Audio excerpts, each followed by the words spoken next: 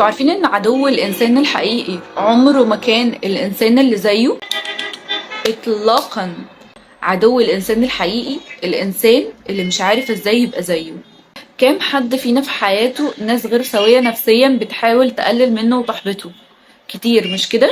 واوقات كتير ما بيجيش الموضوع ده غير من اللي انت معتبره صاحبك او حد قريب منك وفي بينكم صلة قرابة. لو انت بقى حد مشهور او بتقدم كونتنت هتلاقي ما يسمى الذباب الالكتروني، ناس بلا هوية مستخبية ورا شاشة موبايل ما عندهاش اي حياة ولا شخصية. اول ما تلاقي حد جميل شيك مثقف محبوب، اقسم بالله انا ببقى متأكدة انهم ما بيسمعوش معظم الفيديوز اللي بيدخلوا يهاجموا او ينتقدوا عليه. يا حرام عقلياتهم قد ايه صغيرة فما بيفهموش الكلام اللي بيتقال فيدخلوا يهاجموا وخلاص.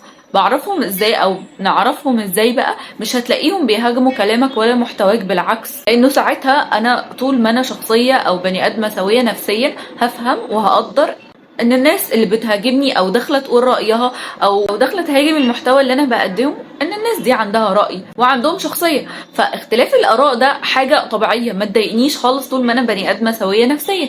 وحتى لو بيعملوا كده فهم ما بيبقوش فاهمين معظم الكلام اللي بيتقال، فهتلاقي ارائهم مختلفه تماما او بعيده كل البعد عن المحتوى او عن الكلام اللي بيتقال في الفيديو. بيدخلوا يهاجموا بقى شكل الشخص، لونه، عرقه، دينه، ايا كان من الحاجات دي. المهم ان هم يهاجموه خلاص. يعني كام مره شفنا شخص بيقدم محتوى مثلا الطبخ، بيطلع يطبخ. كام مره دخلت على الكومنت ولقيت واحد بيهاجم بشرته، بيهاجم شكله، بيهاجم لبسه. تسأله بقى ده ايه علاقته بالفيديو؟ معلش، لا هو انا شخص ناقص فهسيء ليه بأي طريقة عشان اظهر وابان قد ايه انا جامد وكده بقى والناس تشوفني. كذلك بقى الشخصيات اللي قريبة مننا واللي بنتعامل معاهم. شخص من دول معتبره اخوك وصاحبك وحبيبك هو اللي يسقيك السم على انه عسل، وانت يا عيني زي اللهبل تشرب ومستمتع قوي، وحد يجي يحذره يقولك ده اخويا يا جدع، يا بنتي تأذيني ايه بس، دي زي اختي بالظبط. الناس دي كتير قوي حوالينا ودايما حاسين ان هم اقل من غيرهم في حاجات معينة زي الشكل، شايفين ان هم مش حلوين كفاية زي اللي قدامهم فبيحاولوا ان هم ينتقدوهم دايما ويقللوا منهم ويتنمروا على شكلهم، او ما عندهمش نجاحات او بمعنى اصح ما عندهمش حياة اصلا. نعرفهم ازاي بقى او ايه هي العلامات او ايه هي الحاجات اللي تبين او تعرفنا ان الشخص اللي قدامنا ده ناقص وعنده عقدة نقص؟ الاشكال بقى اللي بتظهر بيها عقدة النقص اولهم النقد. تلاقيها دايما او هتلاقيه دايما بينتقدك وبينتقد اي حاجة انت بتعملها، سواء الحاجة دي فعلا ما فيهاش مشكلة وصح او لا، لمجرد بس ان هو يخفي احساسه بالضعف وانه عنده عقدة نقص. تاني حاجة الغيرة، والغيرة دي مش دايما بتكون ظاهرة ولكن هتلاقوها بتظهر، وده بيكون غصب عنهم يعني، وانا اقدر ده لما تنجح، لما تقف على سلم النجاح ذاتك او مميزاتك تظهر قدام الناس هتلاقيه دايما سكت واسلوبه وطريقته اتغيرت، وممكن يقوم ويسيب القعده، ممكن يحاول بقى ينتقدك. ده بقى شخص ما بيكونش قادر يسيطر على غيرته. لكن بقى في ناس يعني تعابين، فعلا تعابين حوالينا بتعرف ازاي تخفي غيرتها من اللي قدامها. فموضوع الغيرة ده مش دايما بيكون ظاهر. شكل بقى هتلاقيه دايما بيحاول يقول للناس انا اهو، شوفوني، بصوا عليا، اهتموا بيا، حسسوني بقيمتي، حسسوني ان انا موجود. بيحاول يثبت نفسه دايما قدام الناس. في اي قعدة كده هتلاقيه ما بيتكلمش غير على نفسه، وانا وانا وانا. اعرفوا ان ده عنده عقدة نقص. هتلاقيه دايما بيتكلم في الفلوس، اشتريت الشنطة مش عارفة ايه بكام، هتلاقيه دايما بيثبت ده وبيحاول ان هو يبين قد ايه ان هو بيشتري حاجات غالية عشان يثبت قد ايه ان هو معاه فلوس. وهتلاقيه في الاخر بيقبض 1500 جنيه ولا 2500 جنيه ومخبي عليكم، وبيصرفهم اصلا في اول الشهر على التزاماته وحياته، بس بيحاول يعوض بقى النقص اللي موجود في حياته. مع ان ده الطبيعي عادي. ايه المشكلة لما نكون بنقبض المبلغ ده؟ او ايه المشكلة لما نكون حياتنا ماشية بالتزامات واولويات وممكن نستغنى عن رفاهيات في حياتنا او ممكن نستغنى عن اساسيات في حياتنا عشان نعرف نعيش؟ ايه المشكلة؟ بس هو واحد نفسه يبقى معاه فلوس ونفسه يبقى غني، فبيحاول ان هو ايه يعيش الدور ده، فاعرف وقتها ان ده عنده عقدة نقص. دايما بيدور على اهتمام دايم من الناس، اي كلمة حلوة تتقال له مثلا وسط قعدة يمسك فيها ويقول ده فلان، كل ما يشوف حد ده فلان قال لي ان انا جميل، ده فلانة قالت لي ان انا حلوة، ده فلانة قالت لي ان انا مش عارفة ايه، عشان بس يبين للي قدامه قد ايه هو مميز.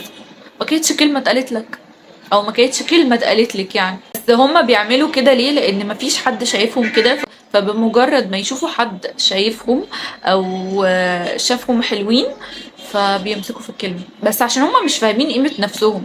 اللي شايف دايما انه مستهدف، وان نجاح اللي حواليه بيهدد وجوده او بيقلل منه.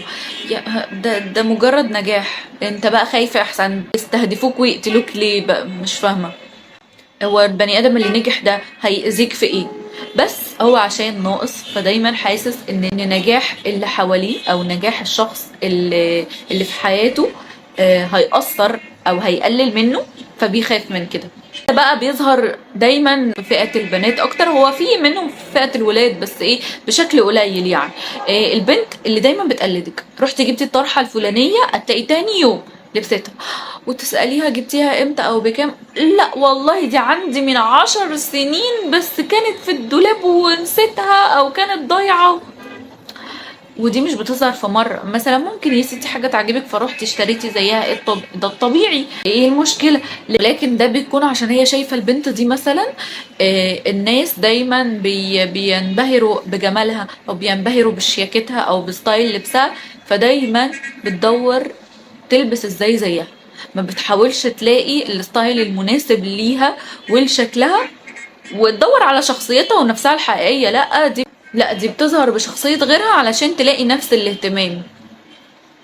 اي حد هيقدم للشخصية اللي حاسة دايما بالنقص دي نقد، او هينتقده، او هيقوله مثلا تعليق بسيط على اي حاجة لابسها او على اي حاجة شايفها مثلا غلط بيعملها، الدنيا هتقوم ومش هتقعد. عنده حساسية زايدة جدا من اي تعليق بسيط بيتقاله. ليه؟ علشان هو مش عارف قيمة نفسه. دايما ازاي انتوا شايفيني كده، مع انه بيبقى مجرد نقد بسيط يعني عادي. ما هو انا لو واحدة واثقة في نفسي، النقد البسيط ده لو هو مش فيا فعلا انا مش هتأثر بيه، انما عشان هو فيا، وازاي انتوا شايفين العيوب دي اللي انا بحاول اداريها وبغطي عليها ازاي، فدايما هتلاقي عنده حساسية زايدة من الموضوع ده. واي حد بيقدم له تعليق بسيط على اي حاجة او اسلوبه او اي حاجة لابسها او اي اسلوب بيتكلم بيه او اي فعل بيعمله، هتلاقي الموضوع قلب بحرب بقى. في بقى فئة من الناس كده ربنا خلقها ملفتة، يعني ربنا خلقهم ليهم طلة كده وليهم حضور قوي وعندهم كاريزما، فمش ذنبهم ابدا ان انتي حاسه ان انتي معدومه الشخصيه، مش ذنبهم ابدا ان انتي عندك عقد نقص، مش ذنبهم ابدا ان انتي بلا كاريزما ومش متشافه اصلا، زيك زي الحيطه او زيك زي شاشه الموبايل اللي انتي مستخبيه وراها مش متشافه اصلا. فكل الكلام ده هو مش ذنبهم، ان هم مخلوقين كده، مخلوقين واو وكاريزما وعندهم حضور وملفتين، فدي حاجة مش بإيديهم أبدا، دي حاجة عمر البني آدم ما هيتصنعها أو يحاول إن هو يكتسبها. ليه؟ لأن الموضوع ده لما يكون مش حقيقي حرفيا بيبقى شيء مقزز جدا، وبيبان قوي ان هو فيك، وان البنت تحاول بس ان هي تبين كده، لكن اللي ربنا خلقهم كده فعلا بيكونوا قد ايه ملفتين وواو وشاطرين وناجحين ومثقفين. فالناس دي بجد بيكون ربنا خلقها كده، مش ذنبهم بقى ان حضرتك ما عندكيش حياة اصلا فقاعدة مركزة دي بتصطنع ولا دي بتعمل ايه. فرسالة للبنات دي بقى حاولوا ان انتوا تشوفوا لكم حياة، يعني تشتغلوا على نفسكم. انا مقدرة جدا على فكرة ان انتوا اول مرة تشوفوا بنات مثقفة ومحترمة وشيك وجميلة وعندهم وعي كافي بالحياة وبالدنيا وعارفين يعيشوا حياتهم ويشتغلوا على شخصياتهم. فانا مقدرة جدا، والله مقدرة جدا غلكم وغيرتكم من البنات دي، فعادي ده شيء ما يأثرش على البنات الناجحة ابدا. فكلامي بقى للبنات الناجحة واللي ربنا خلقهم مميزين وملفتين، ما تتأثروش ابدا بالكلام ده، بالعكس اعرفوا ان طول ما عندكم عداوات ان انتوا في الطريق الصح.